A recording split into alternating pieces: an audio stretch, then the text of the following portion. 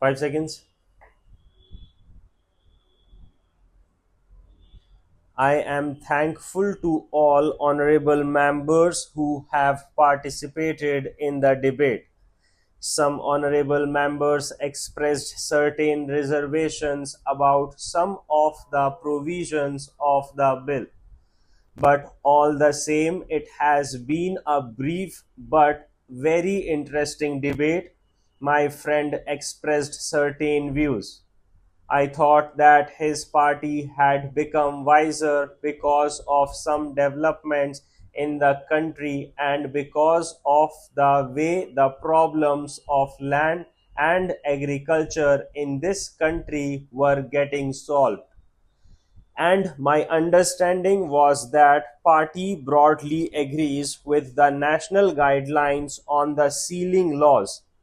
Once I had some talks with his leaders and I was told that the party broadly agrees with the land reforms legislation and guidelines. But opposite views I have heard just now from my honorable friend. Sir, these broad guidelines and the national sealing laws have been broadly accepted in this country as part of the land reforms, and there has been by and large a part of the land reforms, and there has been by and large a general consensus irrespective of party platforms. But while my friend spoke about the bill, though he did not positively say that he is opposed to the provision, he expressed certain views. For instance, he thought that there are certain contradictions involved in the government policies as far as land sealing laws are concerned. He asked, how is it that on the one hand the government is promoting mechanization and on the other the government wants to have farm of 8 hectares? Now I would like to tell my friend that as far as India is concerned, first of all, this is not a country where we can afford to have big farms. The day of big farms, absentee landlordism, and very large holdings have gone. In fact, we can claim very legitimately that one of our very proud achievements is that we have done away with landlordism. We have done away with big landlords and big estates. We want this country to be a country of small farmers. But there were certain persons, certain individuals, certain categories of persons who had in their possession very large holdings. I do not think they can have it now.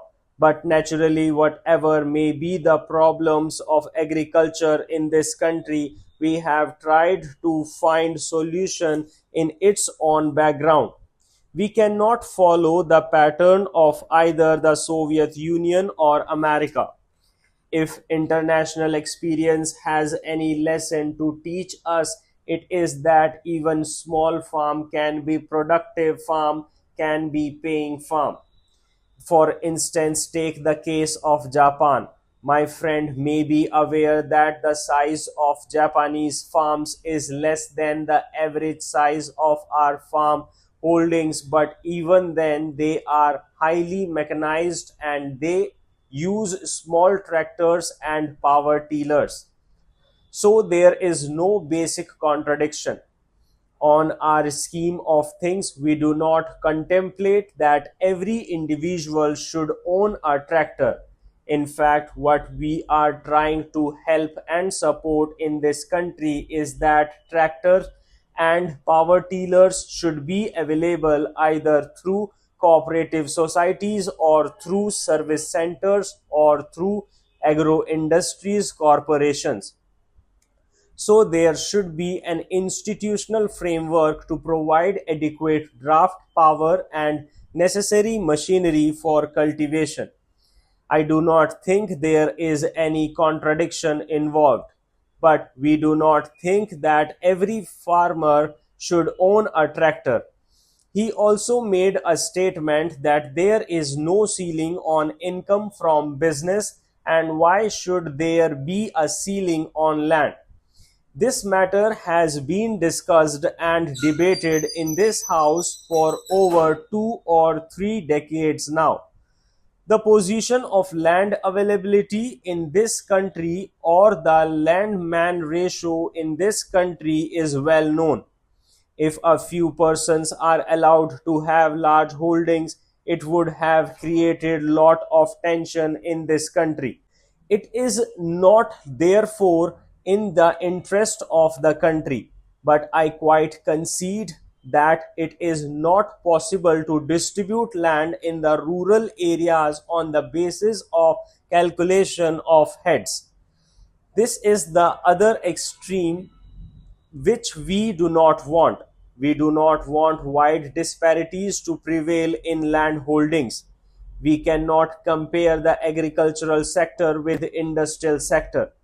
That has not been the thinking in this country. The ruling party does not have such views.